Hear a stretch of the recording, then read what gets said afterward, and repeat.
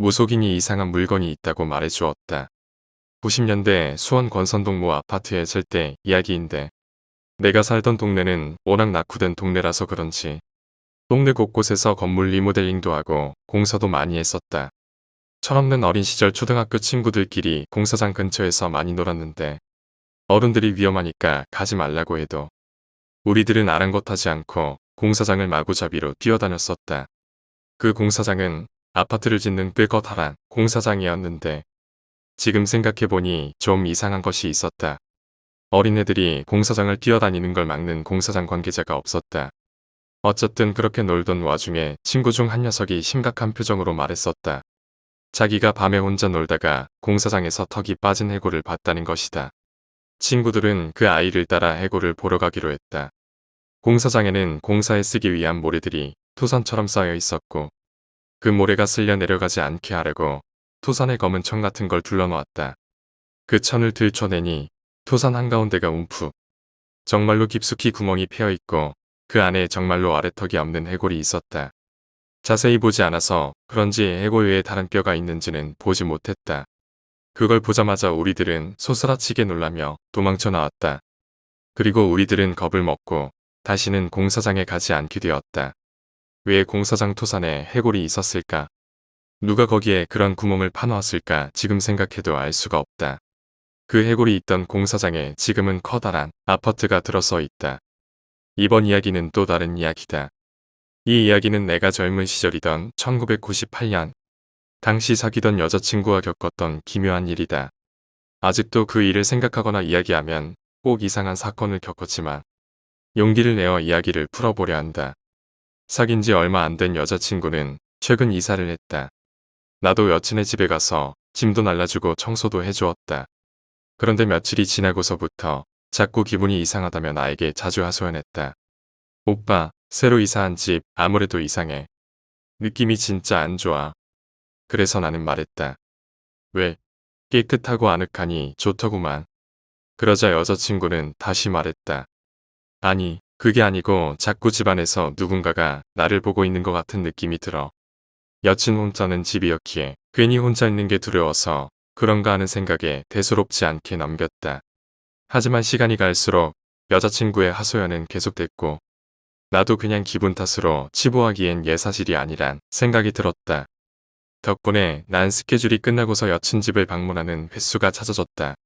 그러나 이런 노력에도 여친은 자꾸만 자신을 바라보는 기분이 떨쳐지지 않는다고 말했다. 그리고 진짜 사건은 여기서부터 시작이었다. 여자친구의 집에 가기 위해선 항상 행주대교를 지나가야 했는데 그날도 여느 때와 다름없이 스케줄을 마치고 매니저와 함께 그곳을 운전해 통과하는 중이었다. 갑자기 차체가 크게 흔들리더니 차의 속도가 줄기 시작했다. 야, 갑자기 차가 왜 이러냐? 그러자 매니저는 대답했다. 예, 형님. 차 펑크 난 것 같은데요. 멀쩡한 차가 도로 한복판에서 타이어가 펑크가 난 것이다. 단순히 차량 타이어 상태가 안 좋아서 생긴 우연이라고 치부했다. 스페어 타이어로 갈고 생각보다 늦게 여친의 집에 도착했다. 여친은 왜 이리 늦게 왔냐며 투덜거렸고 난 웃으며 그녀를 달랬다. 하지만 이건 사건의 전주곡에 불과했다. 이후로도 계속 여친의 불안함은 지워지지 않았고 그때마다 난 집에 찾아가게 되었다.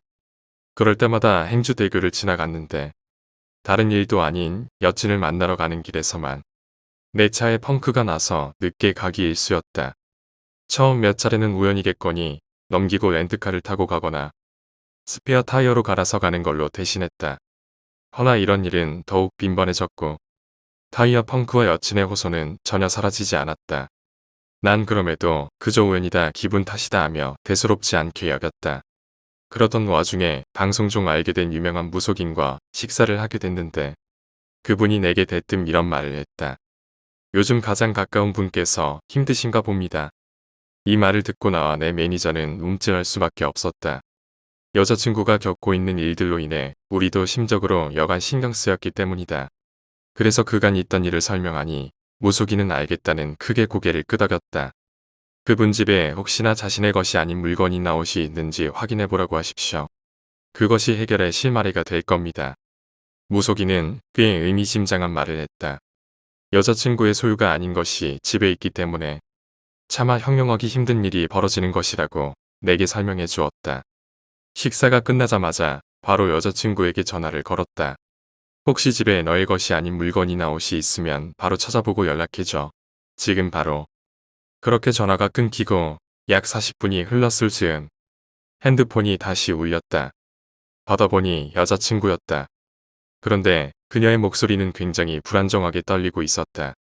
오빠, 혹시 갈색 정장 입어? 그래서 나는 답했다. 갈색 정장.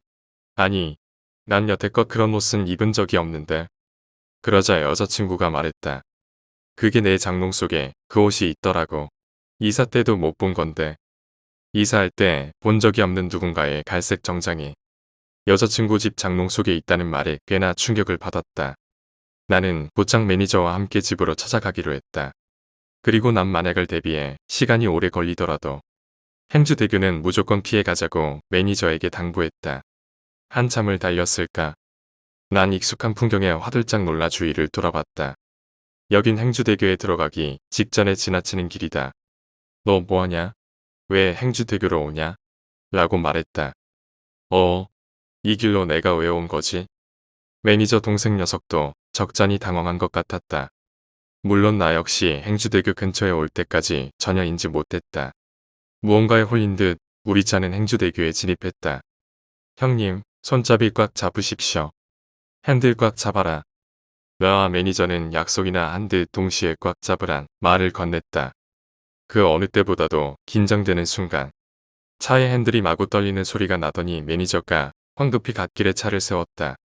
그렇다. 항상 타이어가 터지던 그 지점에서 또 펑크가 나고 만 것이다. 이제는 우연이 아닌 필연이었다. 나는 그날 렌트카를 빌려 매니저와 함께 겨우겨우 여친 집에 도착하여 문제의 정장을 가지고 나와 집 주변 공터에서 말끔하게 불태워버렸다. 신기하게도 그 뒤에 여친은 집에서 누군가 지켜본다는 느낌도 없이 편히 지낼 수 있었고 나 역시 eng주대교에서 타이어가 펑크나는 일은 다시 일어나지 않았다. 그 무속인의 말을 인용해보자면 남의 물건이나 옷이 자기 집에 있으면 귀신이 들러붙어 집주인과 주변 지인들에게 짓궂은 장난을 친다고 한다. 그래서 당시 여자친구와 매니저 그리고 나까지 그런 사건에 휘말린 것이었다. 몇 년 뒤 한 방송에 나가 이 일을 직접 인터뷰하는 촬영을 했는데 인터뷰 도중 갑자기 이유 없이 조명이 나가버리는 기현상을 경험하기도 했다. 그리고 유명 무속인이 나와 행주대교를 탐색했는데 참 소름 돋는 분석을 내놓았다. 이 행주대교가 살터입니다. 한자 그대로 죽는 자리라는 뜻인데 여기에 불령들이 돌아다니는 게 보이는군요. 그리고 그 홍록기 씨와 여자친구가 겪은 일은 색정기라는 귀신이 저지른 겁니다. 사람의 애정과 관련해서 한이 맺힌 귀신인데 집안의 물건이나 옷을 매개로 장난을 치지요. 지금 이야기를 듣고 있는 분들에게 말하고 싶다. 당장 집안에 내 것이 아닌 물건이 있는지 확인해보라. 혹여나 내 물건이 아닌 것이 있다면 즉시 버리거나 불태워버리길 추천한다. 그것을 통해 귀신들이 당신들에게 몹쓸 장난을 칠지도 모르니 말이다. 오늘 이야기는 여기까지입니다. 오늘 이야기가 재미있으셨다면 구독과 좋아요, 댓글 부탁드립니다. 댓글은 저에게 큰 힘이 됩니다. 감사합니다.